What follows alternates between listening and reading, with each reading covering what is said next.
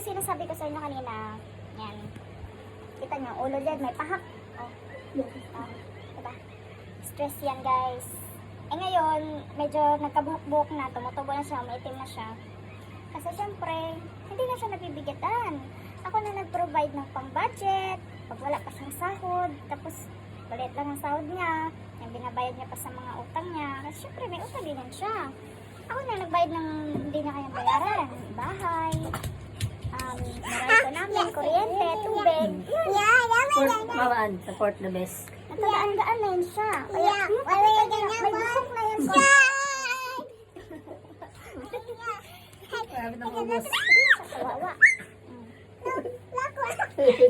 Tapos, sinasabi ko sa inyo eh, hindi niya kasi talaga alam. Ang alam niya lang ay mambabash.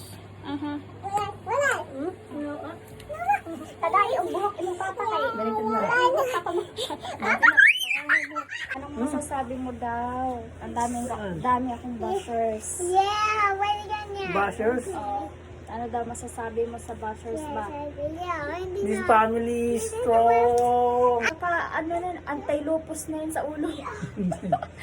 Ang palakas ko to. Yeah, adagan yan. Tadagdagan ko pa. Bashers, ito kayo. Ito kayo.